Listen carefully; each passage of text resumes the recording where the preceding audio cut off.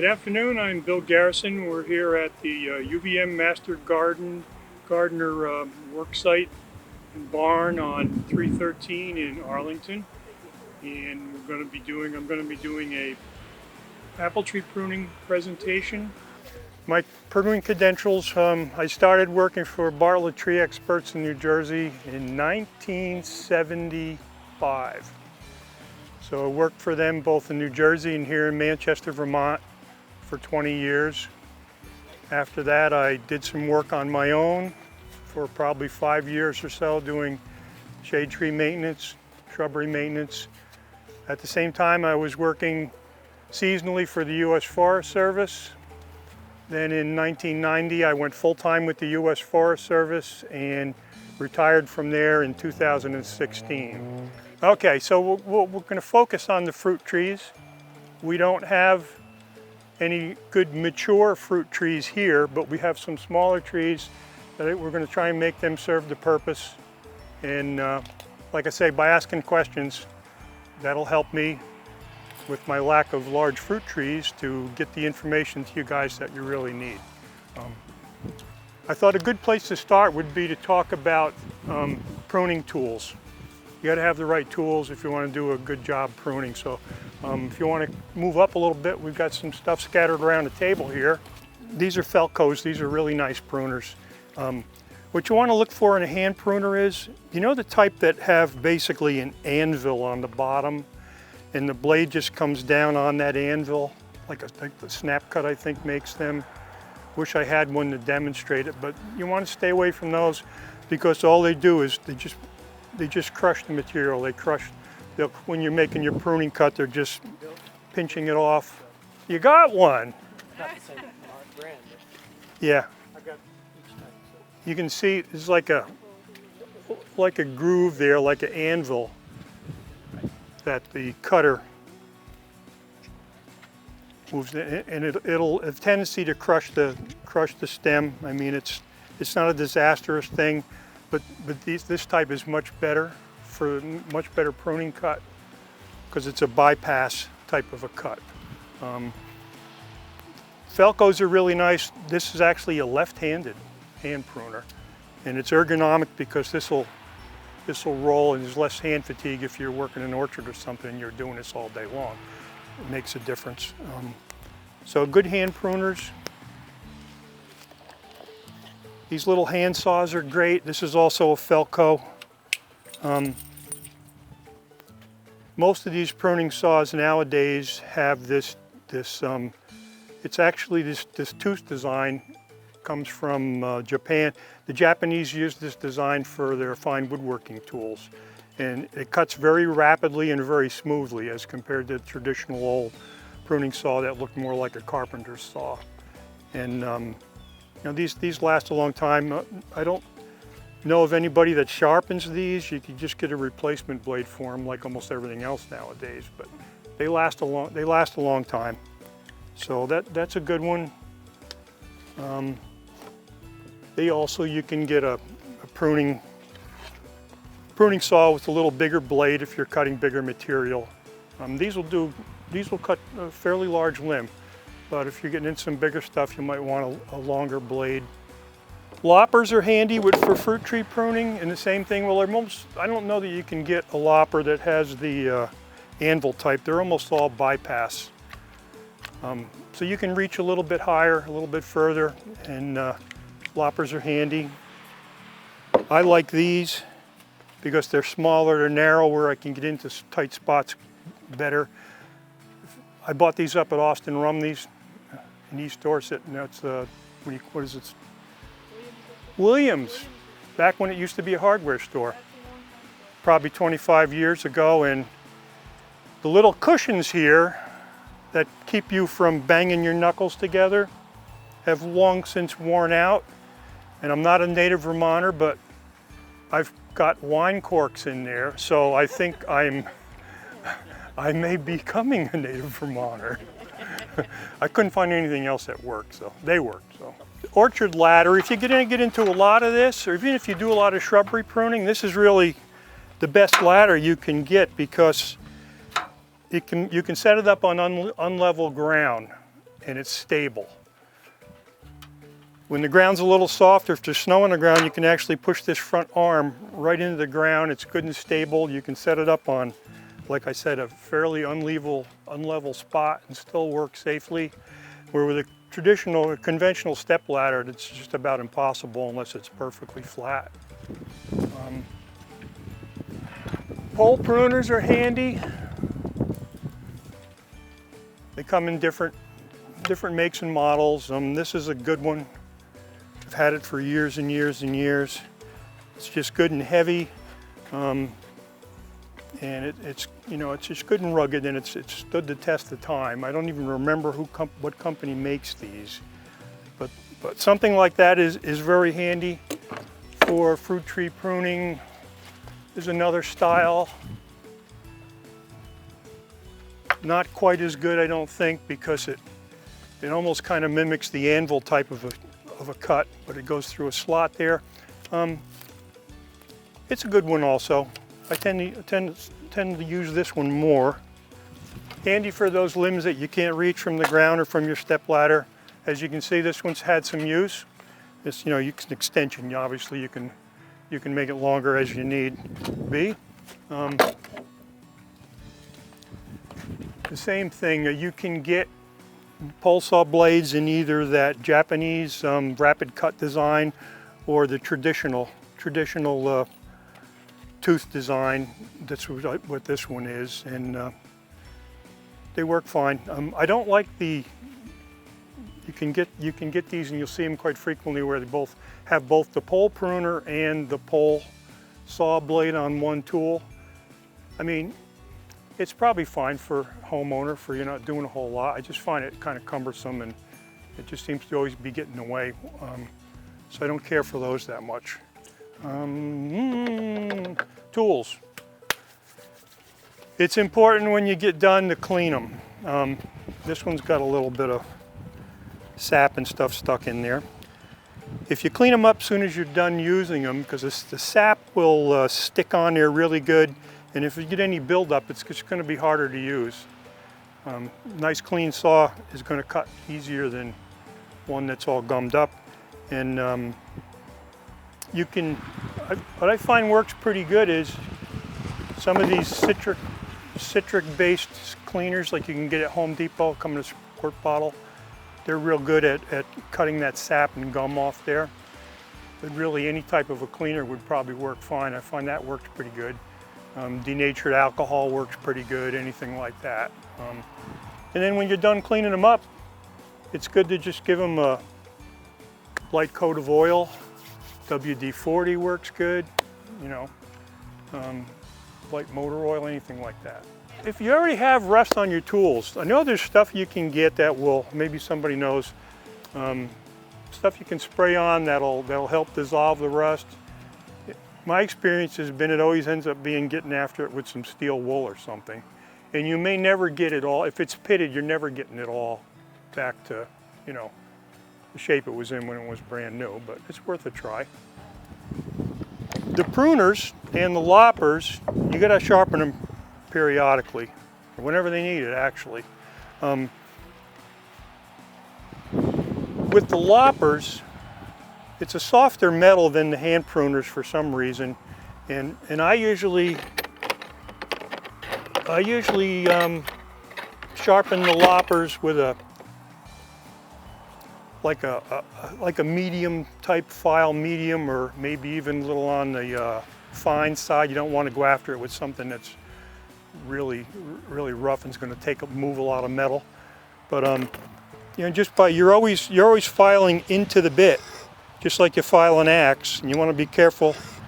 You want to get this in a vise and get it good and secure, and probably have some leather gloves on when you do it. So a file works fine on your loppers. When you got these hand pruners that are really hard, and you don't want to go after them with a file. It's really hard. This is good Swedish steel, and I've always used I take them apart, and I use a whetstone. A regular whetstone for sharpening a knife, and you run that along the top of the whetstone. But I just recently bought myself a newfangled device. It's also Swedish, and it's actually a knife sharpener, but Felco recommends you use this on their pruning tools. And it's just got a little, I wouldn't even call it a stone, it's more like a little piece of steel in here, and this is aluminum housing. And all you do is lightly, at a bit of an angle, run it right along the edge a few times. And lo and behold, it does a good job. I brought a couple of, what do you want to call them, visual aids here. Before we go out and look at the little trees, just in case we don't have a good example out there. We started a little pruning over at our house already when we had that warm spell. And I'll pass this around. You see these little short, stubby limbs? I'll pass it around. Those are the bearing spurs. And that's where you're going to have your fruit produce, your blossoms and your fruit.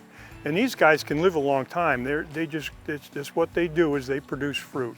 They do produce some leaves, but not a lot. But they can, I read somewhere that they can last for like as much as 20 years. So when you're pruning your apple trees, this is what you're looking for, these bearing spurs. Here, I'll pass that around if you guys want to have a look at what a bearing spur is. And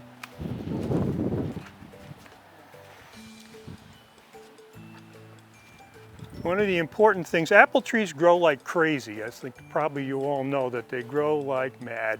And you'll get something after 1 year that looks like this. So this is actually off of a northern spy of ours that just doesn't seem to want to produce much for fruit. And sometimes you just don't know why. But here's your limb, and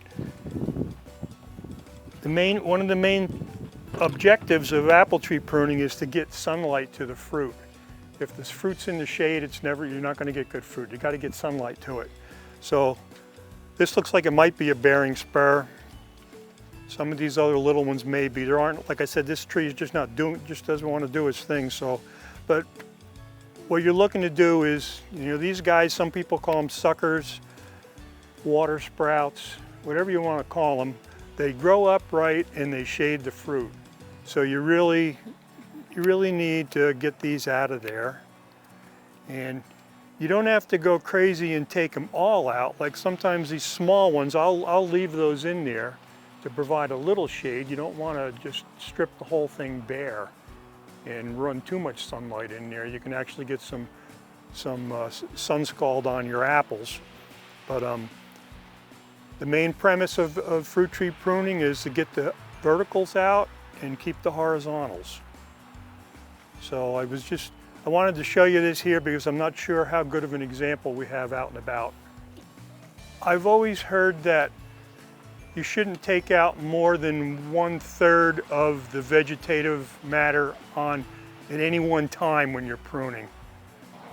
Well, it's a delicate balance, because the more you take out, the more sunlight you let in, the more of these sucker sprouts you get. It's like a never-ending battle. We always try to stay away from pruning in the late fall and maybe even early winter, because then any cuts you make are going to be, the cuts are going to be exposed to the freezing cold. It's not going to do the tree any good. So traditionally, March, even into April, is the best time to prune, because the cuts aren't going to be exposed for that long and they're going to start to callus over quickly. But to answer your question, I actually prefer to prune frozen wood for one reason. If you're making saw cuts, when you're pruning frozen wood, you're less likely to peel down. The bark is less likely to peel down on you because it's frozen. You won't see any sap flow on apples. You just don't. And I've been told that even pruning maple trees is good to go when the sap is running. I mean, it looks terrible with the sap running down the tree, and I question whether it can't be good for the tree, but how harmful is it? Apparently it's not very harmful, because we drill holes in maple trees every year, so, but yeah, it does. In an apple tree, I've never seen sap run in an apple tree. It'll run today when I make a cut on this tree, I guarantee you. let's pretend this is an apple tree that we want to get fruit off of. This, you can do some thinning out. You know, you got a lot of limbs in here. This one in particular is crossing in through the middle of the tree. Anything that's coming into the middle of the tree is never going to make good fruit. It's just too shady in there. So that would be a good one to take out of there.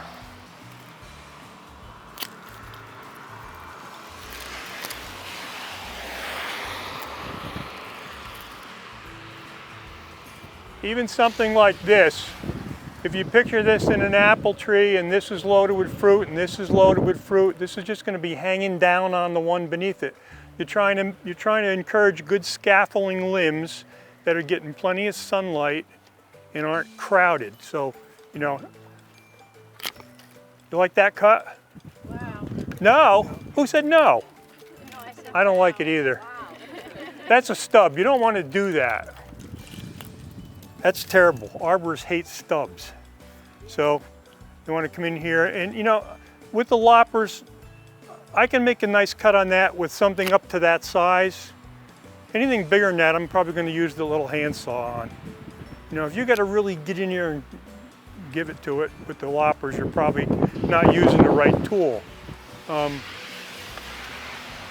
So limbs like that are tangled in there, you know, those are coming out.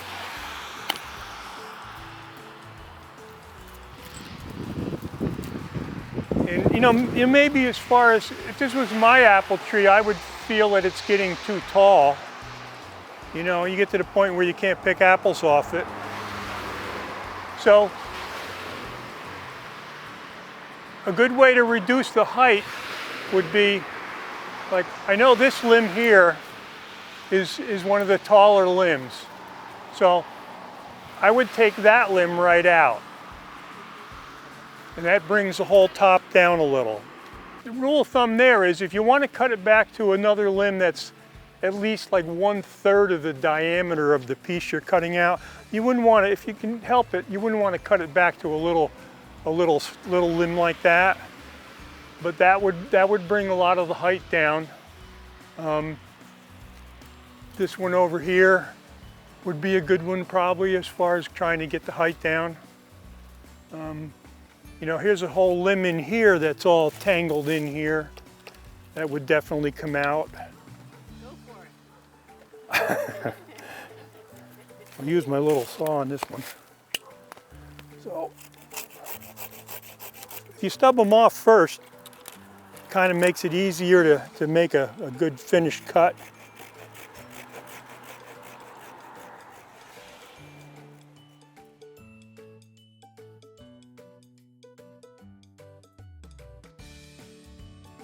But the V crotches, I don't have a good example, but in a maple tree, if you see a tight V crotch, it's not a strong crotch. A strong crotch is more of a U-shaped. And a lot of times after a storm, if I've worked a lot of storm damage, it's always the V crotches that one or the other is going to snap out. So if you're like training your young sugar maple in your yard, and it's got a V crotch like that, you know, early on, it's a good thing to get it out. But I think you're fine there. You probably could, well, let's see, probably by the time we took that tall one out, and maybe took a tall one over there, it may start looking a little more open. Sometimes you just can't do it all at once. Spread it out over a couple years, you know.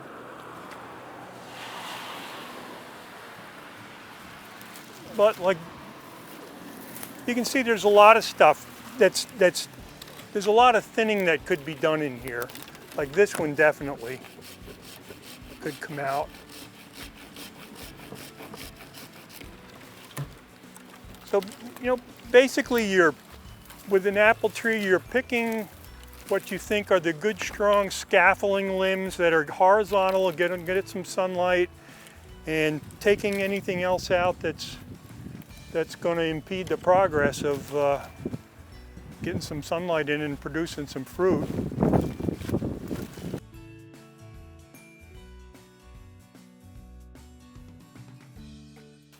Years ago, the idea was to cut, if you're going to prune a limb off, you would cut as flush to the trunk as possible. Called it a flush cut, because humans being what they are, we like everything nice and symmetrical and flush and neat. It's the worst cut you can make, because you see this raised area here? I'm bleeding. How do I do that? Where's a good example? Up here, you see this? It's called a branch collar. Within that branch collar, there's a barrier zone. Well, let me go back a little bit. A limb dies or is broken or whatever. Trees shed limbs, that's just what they do. So, as soon as this limb dies, it's a source of nutrients for wood rotting fungi. So they're going to try and, over time, destroy this limb, use this limb as a source of energy. But what they would also love to do is to get into the main trunk of the tree and do some decay work in there. I mean, it's just a battle out there. So Mother Nature being as amazing as she is, there's cells within this branch collar that form a barrier that try to keep the wood decaying fungi from getting into the trunk of the tree. So when we used to make this flush cut with our chainsaw, zoom, nice and flat, and we painted it nice with black paint, we were just allowing the wood decaying fungi a much better shot at getting into the tree and doing its thing. So Mary's question is, do you cut on an angle? It's not real apparent on every tree, but on maples in particular, you can see that branch collar. And this dead limb, this tree is telling you exactly where you should cut this, is right there at the dead limb. You don't want to cut into the live wood at all. So on this little maple here, even though it's smaller, you can see that branch collar. So if I was going to prune this limb off, a good way to, there's a three cut method for pruning cuts. And this is to prevent you from peeling the bark down. So if you make an undercut, about half the diameter of the limb, you don't want to go any further than half or your saw's going to get stuck. And then you can come back, sap's running, Jan, sap, your buckets are running. So you can come back an inch or two, or you can come ahead an inch or two, it really makes no matter. And you make your second cut also, so it bypasses that first cut, and now that'll just pop right off. Excuse me, who did I get? Got you? So now you can go ahead without worrying about the bark peeling down and make your final cut. And your final cut's going to be right here, because you're not getting into that branch collar. You're just taking that branch wood off of there.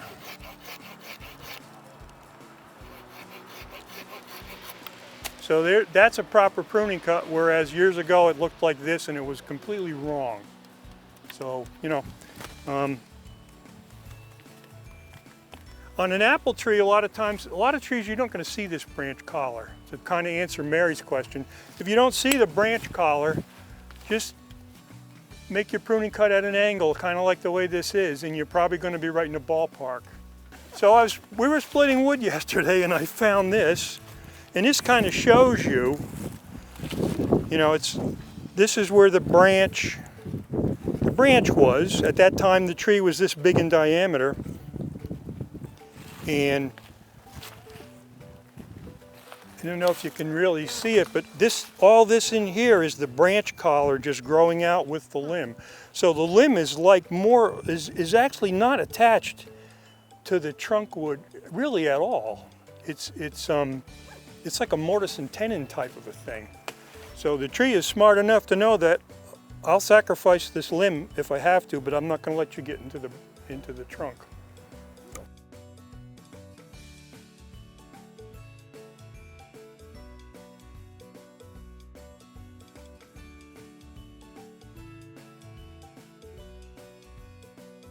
lilacs. They flower in the spring, obviously, so they set their flower buds during the growing season. So if you're going to prune a lilac, you want to prune them quick, as soon as the flowers have gone by. And what a lot of people don't do, but should do, is if you just keep taking out a couple of the tall canes, take them right out down to ground level every year, and get new stuff coming up, that's really the best long-range method for pruning lilacs. If you wait too long into the summer to prune them, you're going to cut off all the flower buds that they've made for next year. So, but yeah, the best way to work on them is to take a few of the bigger old canes out every year. A lot of people don't do it because they just can't stand to do it. You know, it's like, I don't want to cut the dang thing. I'm killing my tree.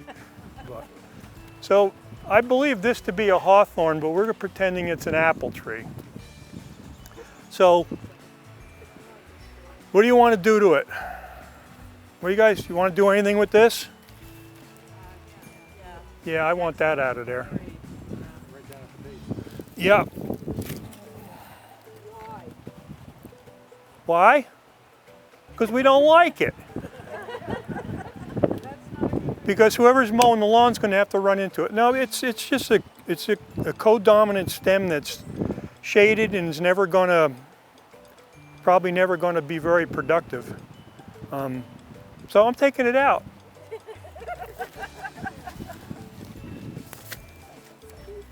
If you hold back on something, like I'm going to cut from this side, if I hold back this way, it makes it easier to cut. It's like a, you know, when we do chainsaw classes, it's like a tension and compression thing, but that's another story.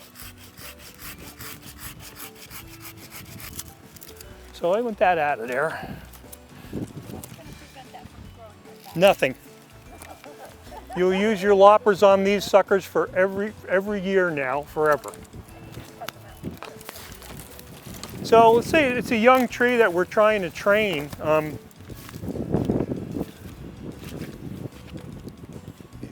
You probably want to get rid of limbs that are going to impede you from running the mower around there. So like limbs at this height, like if this was, you know, we were talking earlier, Mary and I think about how the pruning books are confusing. You look in the book on how to train a young fruit tree and it's got the dotted lines, cut this limb out, leave that one there.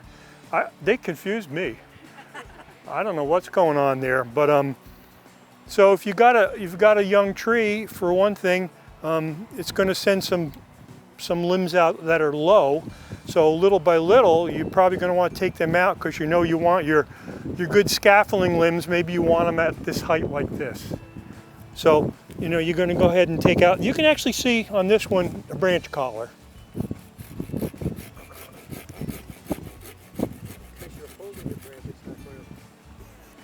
I think I like this limb because it's at the height probably where I want to start fruit growing. I can mow around it, you know, and this level's okay. But you got the two stems. Do you like the height of it? I don't know. I mean, our trees that we planted recently, we're trying to keep them manageable so that you can reach stuff, you know. So obviously you got a big, this upright here needs to come out of there. If I can reach it. I brought the pole pruners, but I'm not going after something that big with pole pruners. It's going to make an ugly cut. So what I'm going to do is I'm going to use my 3-cut method here. Keep from cutting my fingers off.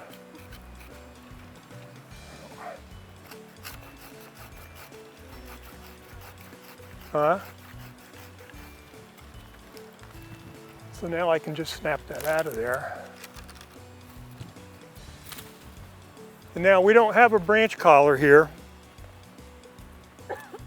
This is one of the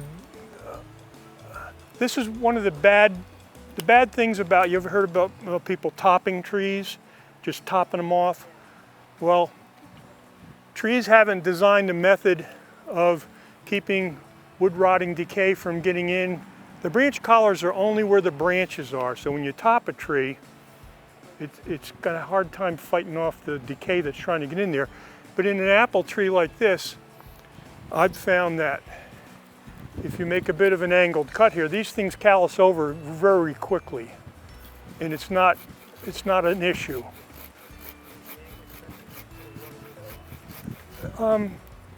No, what I'm still doing is trying to replicate a branch collar cut. It does help the water run off. Whether or not that has a big effect, I don't know.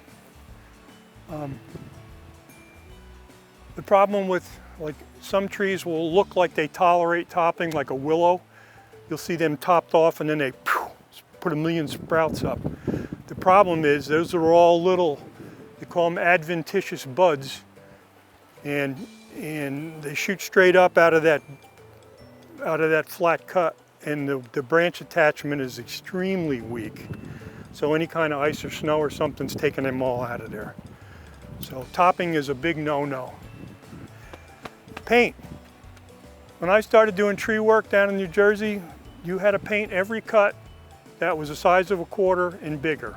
We had call it a paint pot. It hooked to your pruning saw, your hand saw, little brush you would screw out. You would promptly paint that cut. Now you're up in a tree on a rope, and then you'd promptly slide your butt right over it, and you came home with you had more paint on you than you did on the tree. But we found out that the paint, if anything, is detrimental. If you're using, especially if it was like a really tar-based thick paint, it creates like a barrier there where it keeps water underneath it. And it really does nothing for the tree at all. The most important thing is to make the right cut.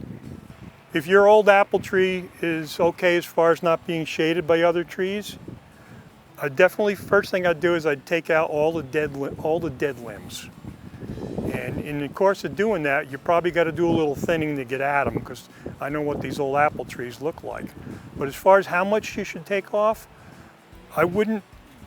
You maybe take a couple of old tall leaders out, but try and spread it out over like 3 years. You don't want to do it all in 1 year. It's just too much shock for them. And the other thing with old apple trees, they benefit from fertilizer usually.